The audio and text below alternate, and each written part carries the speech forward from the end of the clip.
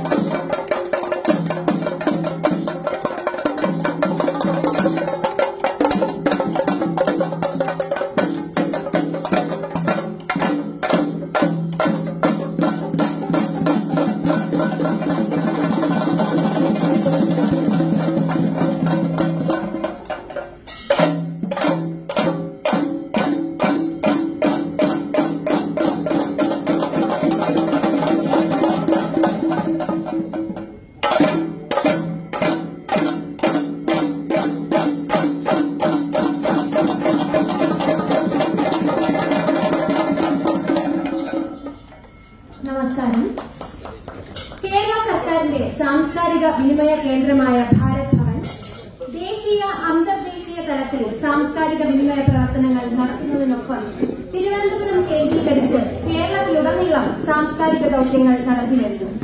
ഇന്ത്യയിലെ വിവിധ സംസ്ഥാനങ്ങളിലെ വൈവിധ്യമാർന്ന കലാരൂപങ്ങളെ കേരളത്തിന്റെ ഗ്രാമങ്ങളിലേക്കും സാധാരണക്കാർക്കിടയിലേക്കും എത്തിക്കുന്ന സാംസ്കാരിക പ്രവർത്തനങ്ങൾ ഭാരത് ഭവൻ ഭരണസമിതിയുടെ കൂട്ടായ പ്രവർത്തനത്തോടെ സജീവമായി നടന്നുവരികയാണ്.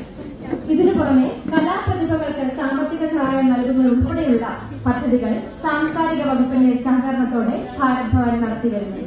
പ്രളയകാലത്തും കോവിഡ് പ്രതിസന്ധികളിലുമെല്ലാം ശ്രദ്ധേയങ്ങളായ സഹായ പ്രവർത്തനങ്ങളുമായി കേരള സർക്കാരിന്റെ സാംസ്കാരിക വകുപ്പും ഭാരത് ഭവനും ജനങ്ങൾക്കൊപ്പം നിന്നു.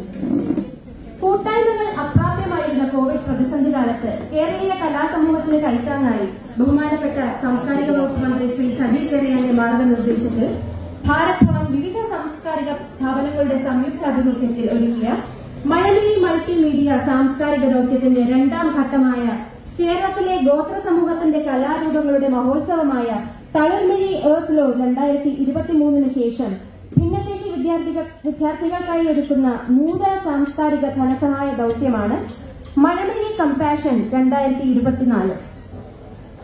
ഉദ്ഘാടനം നിർവഹിക്കുന്നതിനായി ബഹുമാനപ്പെട്ട സാംസ്കാരിക വകുപ്പ് മന്ത്രി ശ്രീ സജി ചെറിയാൻ അവർ ഇവിടെ എത്തിയിട്ടുണ്ട്. ഉദ്ഘാടന ചടങ്ങിന് മുന്നോടിയായി ഒരു ഗ്രൂപ്പ് ഡാൻസ് ആണ് അവതരിപ്പിക്കുന്നത് ചേർത്തല മുനിസിപ്പാലിറ്റി ആർദ്ര ബഡ് സ്കൂളിലെ വിദ്യാർത്ഥികൾ.